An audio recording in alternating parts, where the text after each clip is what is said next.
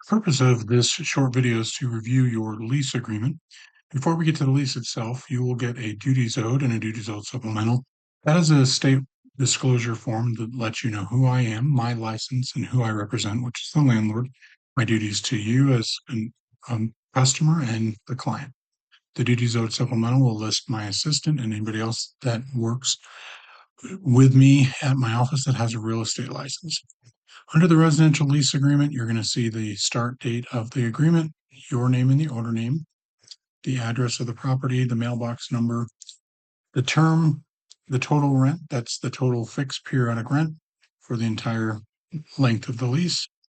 It'll say how much per month, and you will pay rent at our office, or you can also pay it at the tenant portal.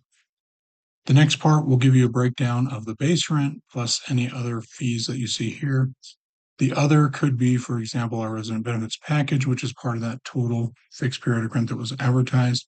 That includes, among other things, filter delivery service every 60 days, among several other parts of the package. If we cannot have you put other utilities besides trash and sewer in your name, we will provide the information that you can verify that, in fact, it has to stay in the landlord's name. This will be the total move-in charges here, and obviously the numbers will be filled out for you. We have a 3-day grace period, which means there is a 5% late fee starting on the 4th. As long as you pay before midnight on the 3rd day, then you'll be fine. If we have an insufficient funds notice, you will be charged $50 for that because there's a bank charge related to that.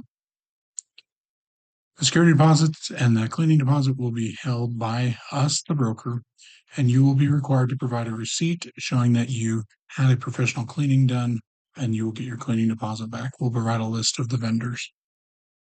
This will give you the door keys, etc., remotes that are going to be provided to you. This will list all the occupants as well as minors. It's required by law that we separate the minors out as well. We typically do not allow guests for more than 15 days. You'll have to get permission. This is the breakdown of what you'll be responsible for in terms of the utilities and what the landlord is responsible for. If you have an emotional support or a service animal, this will be listed there. If you have an approved pet, it will list the deposit, and then it will list all of the information about the pet or the service or support animal on your lease. This talks about enforcement of the lease, and it could lead to potential forfeit of your security deposit if you are in violation of your lease, so be sure to follow the lease agreement. It also talks about if the landlord chooses not to enforce a part of the lease, it is a one-time deal. In other words, they can still enforce it later. We do like to have the leases wrapped up with a 30-day notice. So you're either going to continue or not. If we don't have an agreed upon lease agreement, the landlord accepts the next month's rent following the termination of the lease. You become a holdover tenant, and they have a right to increase the rent automatically by 10%. If there's an emergency 24/7, 365, you can contact this number. If it's a non-emergency, you can use the portal. This will let you know what the maintenance copay is, if there is one, or the home warranty deductible. Nothing that is habitability related will be charged to you unless you caused it. Two most common habitability related are HVAC and plumbing.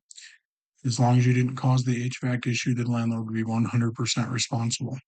If you caused anything to do with that, then you would be responsible. For the plumbing, if it's a stoppage and it's tenant caused, then you would be responsible for that plumbing stoppage. This will let you know if there's a landscape contractor or not, and the pool contractor or not. There is no smoking in or about the premises on any of our leases. This talks about smoke detectors and the fact that you can change the batteries first, and if they're still chirping, and I would recommend changing all of them. If they still chirp after that, contact us. We will replace smoke detectors at the landlord's expense. Landlord has a right to display signs for sale or lease in the last 30 days of the lease. If you're in an HOA, you'll get a digital copy of the rules and regs and the CC&Rs. You'll need to initial saying you got those.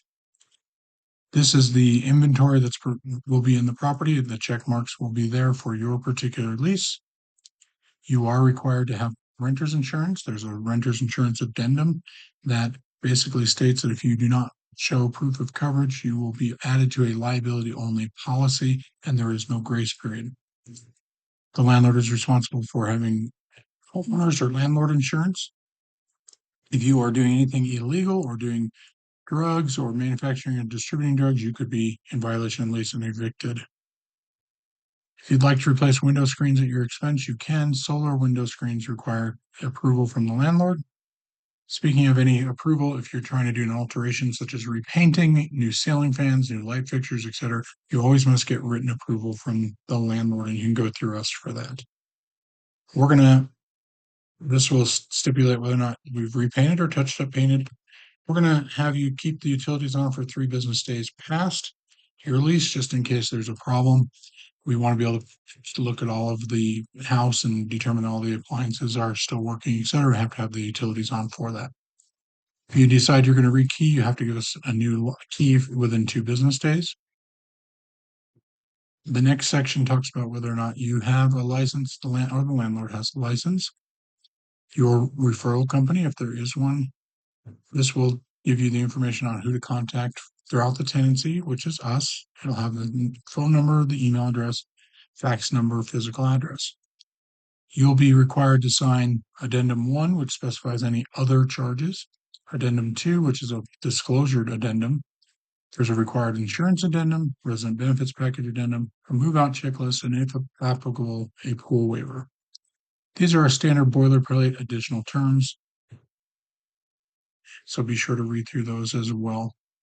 If you have any further questions, let me know, and we will send this out for electronic signing once you have thoroughly read through everything on your lease documents.